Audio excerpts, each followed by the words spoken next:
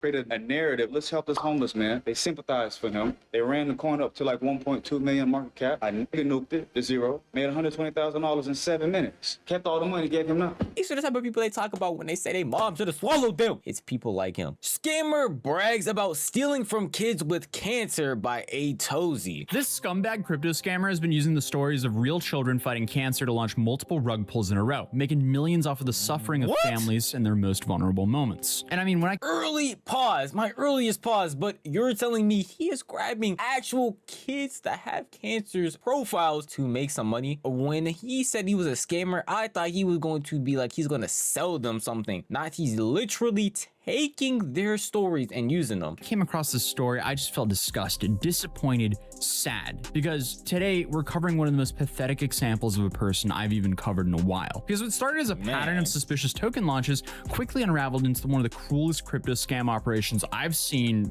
in a long time. Of course, it got something to do with crypto. Pages for sick babies became a foundation for fake charity tokens that disappeared overnight, leaving investors and the victims with nothing while the scammer celebrates his profits. And the worst part is, this is not a new thing or a one-off thing for him. This is definitely not his first rodeo. The guy's criminal history extends far deeper than any of his crypto scams, dating back to when he was still a teenager. So this is 29. Ironically, he's 25 years old, from Florida, who's been gaining notoriety in the crypto world for all the wrong reasons. At the beginning of this year, the crypto community came across something pretty disturbing. Someone was launching meme coins on Pump Fund using the stories of real children battling cancer, complete with fake accounts, impersonating family members, and backstories pulled directly from legitimate GoFundMe campaigns. With all the time he's spending doing literally any of that, you know how much time it actually takes to set up a whole GoFundMe for these people and then actually set up the crypto fund with it. Then it put all of the backstories, put all of the information. Like, at that point, just get a job. You would actually do less work working at somewhere like McDonald's.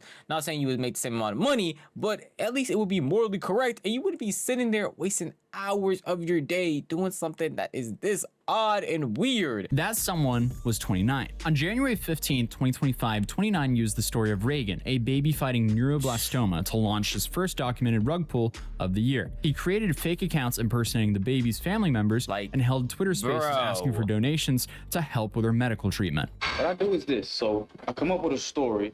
This story is what's gonna sell the coin. Let me give you this example, right? I found this story of this baby with leukemia or whatever, brain terminal shit, whatever. I took this child's photo, description, everything, and I tokenized it. I got my little sister to get on Twitter spaces and say, oh, this is my niece. You know, she You're bringing your family into this? Whatever the terminal bullshit. Blah, blah, blah, blah, blah. Please help her. So people that bought into that story, once I launched the coin, it went to like 2.1 million market cap. I nuked it, and I made $400,000 in 10 minutes. The token gained traction as people bringing your actual family into this. I hope you like lied to your sister or lied in some way so that she would help you. And they're not an entire family of terrible people, like beyond terrible. Actually going out of your way to also say that. I didn't think he was gonna be loud or proud about it. I didn't think he was gonna have any clips of him. None of that. Bro was over here trying to get famous. He's proud that he is scamming people with cancer. How do people like this exist in our world? Like, it doesn't make any real sense. People genuinely believed they were contributing to a child's medical fund, but within hours, 29 had pulled all liquidity, leaving investors with nothing, while he walked away with thousands of dollars that people thought was actually going to help save a baby's life. And just one day later, he was at it again. This time, he exploited the story of Jacqueline, a 6-month-old needing a thymus transplant. So once again, he created a fake account named after the child that mimicked the real GoFundMe campaign, launched another Pump Fund token, ran some Twitter spaces to gain traction, and then executed another rug pull. But this time, pulling the rug was not enough for him. After stealing the money that people thought that they were actually donating to help another baby in need, Ronnie decided to mock the 6-month-old child, posting comments wishing for the end of the life of that child and thanking people for the cool $5,000. It's not even just greed at this point. This is the greed they talk about in the Bible. This is the type of stuff the worse than scum people show you. Like, this is some such outrageous things. I would expect this to be like in a Looney Tunes cartoon or in like some type of comic sketch, not an actual person sitting here thinking that the best thing to do with their time is to rip off of actual people going through stuff and use it and then make fun of them after. Soulless, heartless, and there are specific places in hell for people like you. Like, actually. Just made off of the family's suffering. It's easy to take y'all dumb money, right? Whether it's a cancer patient or just whether it's, and not even caring, like, bro. A child with this dumb rare disease or whatever this child has. Who gives a about this baby? I don't care about these kids. I'm going to keep on rugging these children every chance I get. I'm going to go towards the most vulnerable, the most weakest, the most pathetic children on every corner of the planet.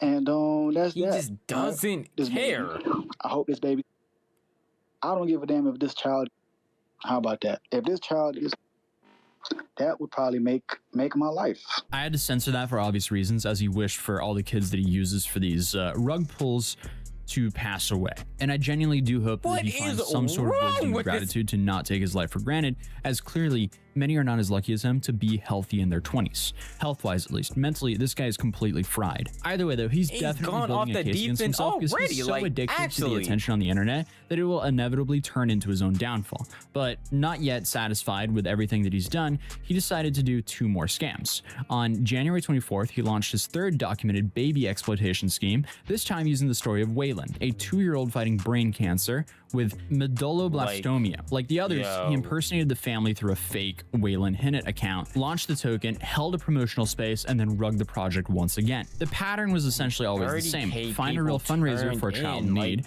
copy the details, create a fake family account, launch a token, exploit it through live streaming, and then drain everything and mock the victims. It wasn't really hard to connect the dots, since 29 himself showed up on the accounts claiming that he was actually behind the scams. Because again, this guy is desperate for attention. From there, Twitter users began digging deeper into the person behind this account, and from what they found was a trail that led back to someone with a documented history of exploiting people online. Because 29 was connected to the alias Ronnie Fargo, which in turn was linked to Florida business records for an R Fargo LLC, a company registered to a guy by the name of Ronnie McGreevy. And this isn't some random scammer who happened to get into crypto, because when we started looking into Ronnie McGreevy's background, what we could find is a pretty severe criminal history that paints a picture of someone who's been exploiting people online for years. Back in 2016-2017, Ronnie was allegedly part of the hacking group called R-Mine that specialized in breaking into high-profile social media accounts. The group claimed they were doing it to expose security flaws and help companies improve their protection systems, essentially saying they were white hats, but their methods were anything but selfless. But here's the thing, this part of the story gets a little shady when it comes to the sources, because as far as I know, R-Mine is a group from Saudi Arabia, and Ronnie isn't from there. However, in this interview at the 55-minute and 26-second mark, Ronnie tells the interviewer that he hacked Mark Zuckerberg when he was 17 years old. Since Ronnie was born in 2000 and R-Mine hacked Zuckerberg between 2016 and 2017, the timing kind of lines up, even though there's nothing that publicly ties Ronnie to R-Mine, aside from 3 articles from more secondary outlets. So, to be completely honest, I'd say it's possible Ronnie could have been involved in those schemes, but there's no real proof of it.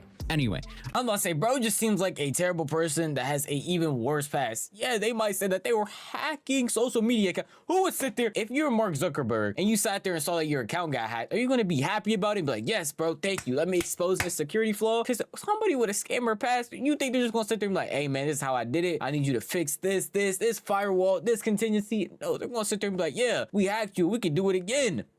So you gonna pay us so you can figure out how we did it? Like, that's the type of timing they're on. They're not actual good people, especially somebody later in their life that can go down and be like, yeah, bro, I don't care about scamming or using babies that have cancer. You think that was ever a good person in their life?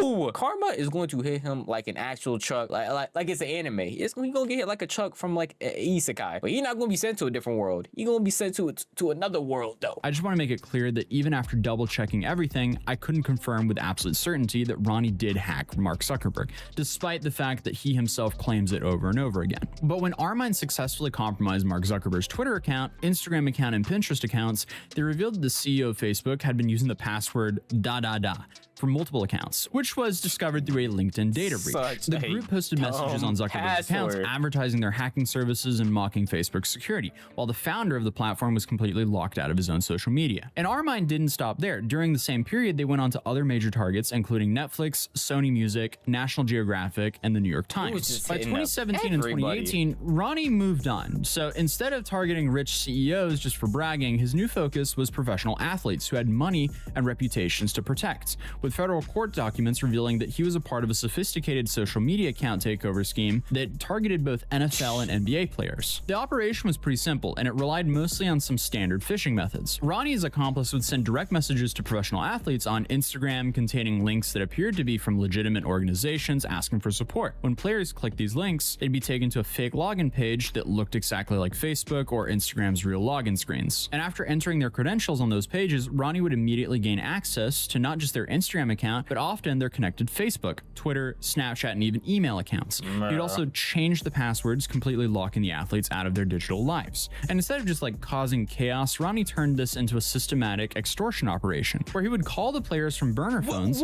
tell them he had purchased their account credentials from other hackers, and demand payment through Venmo or similar platforms to restore access. I already knew. I guessed it, bro. I have the Sharingan like I'm from Naruto. I have the Sharingan like I'm from Naruto, bro. I already saw the play. I already knew, because he's just a terrible. The word terrible and the word weird is going to get so overused this video, because there's no other way to describe this scum of a human being, the scum of the earth. He's not going to stop until he gets the most money possible. And do what with that money? A person like this doesn't have any real friends around him. A person like this doesn't have actual people that love him. He is just so worried about getting this money and getting this bag to do nothing with it. Bro is going to be sitting in a mansion by himself with a ton of people hating him and a ton of bad karma because he just wants to be rich for a short amount of time, bro. We were barely on this earth for that long, and that's how you want to spend your time here? An NFL player who fell victim to this scheme in May of 2018 had to pay Ronnie $500 after Ronnie locked him out of multiple accounts. The player paid the money, and within minutes, $350 of it was transferred to a Venmo account registered to Ronnie McGreevy. He fell victim in May but paid in June, and this guy is Odell Beckham Jr. But that wasn't the end of it, because the player briefly regained access to his Snapchat account, but then when he tried to reset the password,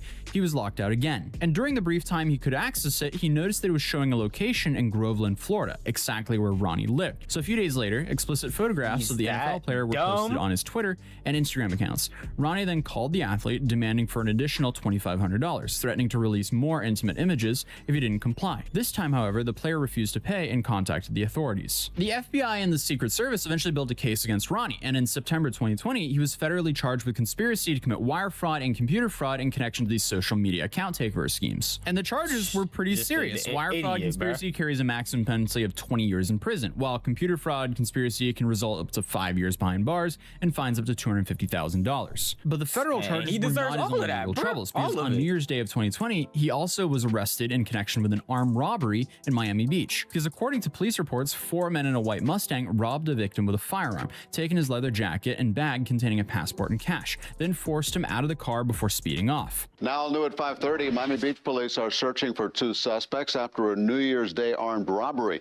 Police say 4 men went inside a victim's car while he was in it and stole his leather jacket and his bag with a passport and cash. They forced the victim out of the car and drove off. Police spotted the car and began to chase it until the driver crashed into a stop sign at 62nd Street and Alton Road. 22-year-old John Epps and 19-year-old Ronnie McGreevy were arrested. 2 others ran off. Epps and McGreevy are now being held without bond and are facing charges of armed robbery and burglary. Police then... I can't even emphasize enough how dumb this dude is. First of all, you getting found out because you have your location on Snapchat.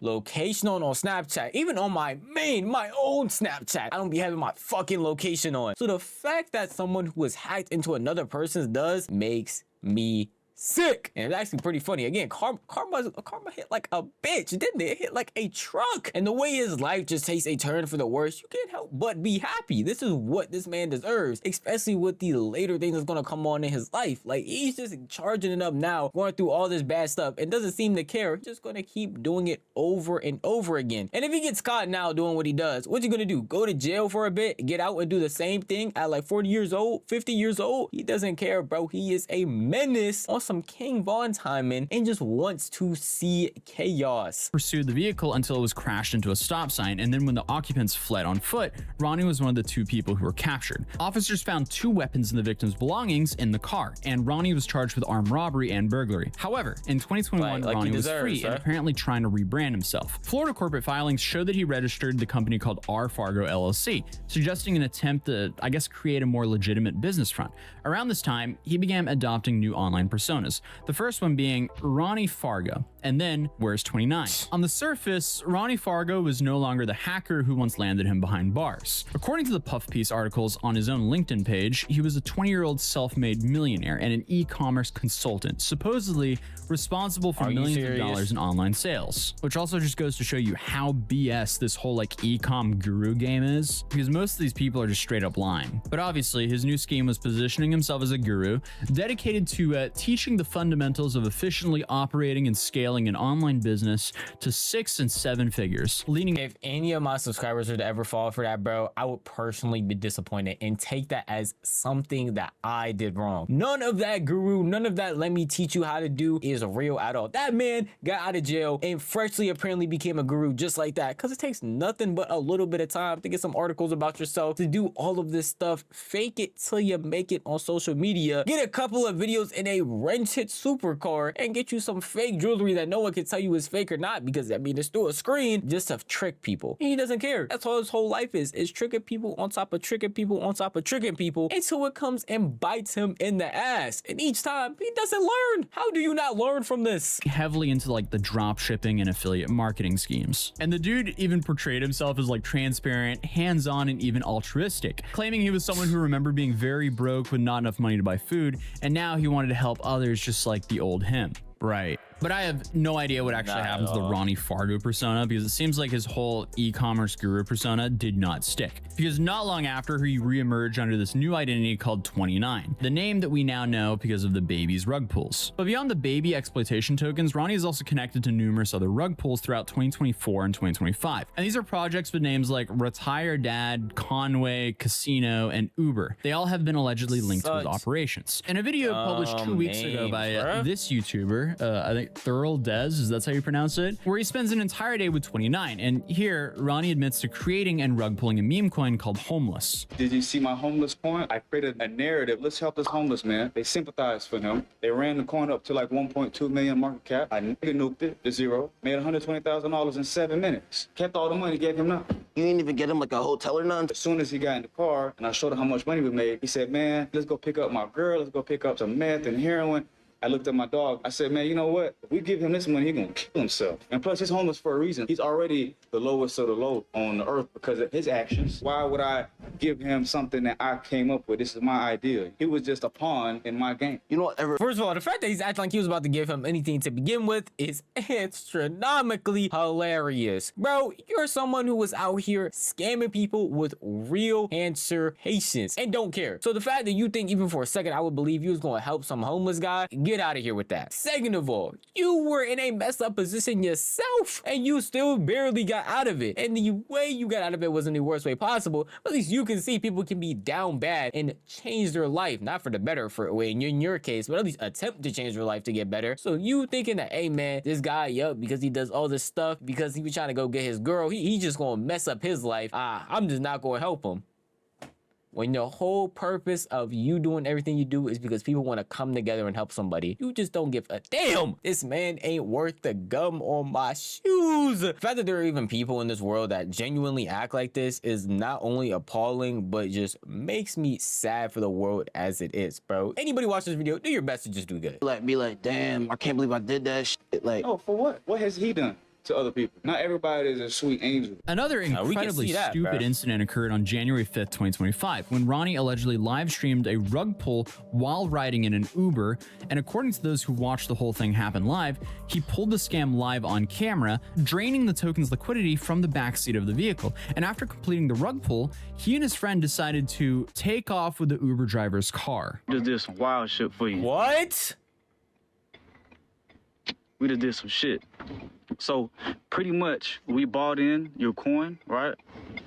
And this is how much we just made. Cause we just rugged everybody on the chart. What? Yeah. We just rugged everybody. Everybody, bro.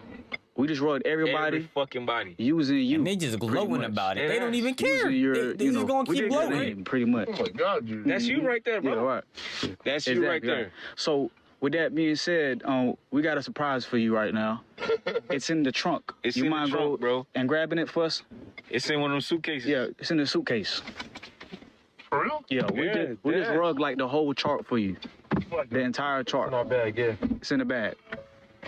Hey, let's take this nigga car. Take his car. Take his car. Hurry up. Take his car. Oh, yeah. Slide. Oh, shit. Look at that nigga. Go. Now, is that real or That not? was about to be my same question if this was a straight skit to just promote himself some more. But seeing where his heart is and seeing what he's been doing and seeing the fact that he did some dumb shit like this in his past, I wouldn't be surprised. I would hope he would land himself in jail, but I'm assuming Atozy isn't gonna say that he is. If this is fake, that's a really odd thing to fake for no apparent reason. Like, you don't gain anything from faking this, bro. You just look more like a weirdo. Like the guy that no one should ever be like. Like the guy that your mom definitely didn't love, bro. These are the type of people they talk about when they say they mom should have swallowed them. It's people like him. Did they steal an Uber driver's car? Could be, but I can't find any arrests. So who knows? Hopefully that was fake for social media attention. But the community has documented wallet addresses allegedly connected to Ronnie's operations, with some people tracking millions of dollars in transactions across a bunch of scam projects. Someone on Reddit even suggested that his wallet contained nearly $8 million last year. Much of it allegedly derived from these Solana-based rug pulls and meme coin scams. And in a recent podcast interview, Ronnie presented himself as he calls a problematic anti-hero, someone who's alone at war with the world. And he has openly stated that life has no meaning to him because everything ends someday. Also admitting that he has no friends and virtually no one by his side, which is not surprising because it's an extremely lonely world when you act like this much of a piece of shit. But hey, he'd also openly bragged about meme coin rug pulls, claiming he keeps his accounts logged into every major scam to prove he's behind them. I've been chilling, man. You know, after everything that you see, one thing about on chain is everything is traceable, everything is trackable. So can't nobody ever come up on here on any type of platform and say that I'm lying about a goddamn thing. Oh, you ain't make this much? Go look at my chart. I still got the dev wallet logged into my wallet on every motherfucking big rug I ever done. So can't nobody ever say at 29 it's cap about a goddamn thing. Because again, alone by yourself with no real friends, yet happy as hell to brag about messing up other people's lives because apparently life has no meaning. No, nobody, life does have meaning. You are the meaningless one in this life. You have no real meaning. That's really what it is, bro. You need to find himself some purpose, something. I don't even know. I need to go out there, find a girl, get a normal job, just live a better life than sitting here on your phone trying to rug people, just being normal because apparently life has no meaning. But all this money and all this stuff you want to buy, it has meaning to you. It has some sort of purpose. You want those things. He would rather get the attention and incriminate himself than just stay anonymous, which also says a lot about this guy. But perhaps the most telling was his comment about Solana itself. I don't know who you are. I don't know what you do. Good dev, bad dev. You're on Solana. You are a bad dev. If you are on Solana, you are a bad dev. Solana is for people that are degenerates. If you tell somebody that, oh, I'm on Solana making money, that's the equivalent of saying that you sell pussy, pretty much. We all selling pussy on Solana, pretty much. Just like Newell-Trick's mother. Newell-Trick's mother works at a brothel. So yeah, despite the apparent self-awareness about the morality of his chosen field, he continued operating it, allegedly turning $300 into $3 million in 1 month through rug pulling meme coins. As of now, Ronnie remains free, and as far as I know, despite being repeatedly banned from Twitter, he faces no real consequences for the scams and rug pulls he's carried out, which is honestly kind of shocking when you think about it, because this guy has basically self-snitched on himself every step of the way. Like, all of this information was just very easy to find. But what's also shocking is how little attention he receives in the broader conversation about crypto fraud. Because unfortunately, in the greater crypto sphere, he's just another crab in the bucket. There's so many people out there just like him. But I wanted to make a video on this guy because I just wanted to put a magnifying glass on this disgusting scumbag for exploiting sick children and their families during their worst times. Because for the families whose children's stories were exploited, the damages goes way beyond money. When someone uses your child's cancer diagnosis as a prop to get rich quick, they are weaponizing human suffering in ways that are far beyond insensibility. Like, I can only imagine the feeling as a parent going through the unthinkable with your child, and then you find out that some scumbag is impersonating you and your child and using your child to steal money from others. So I'll just leave it at that. I'll see you guys in tomorrow's video.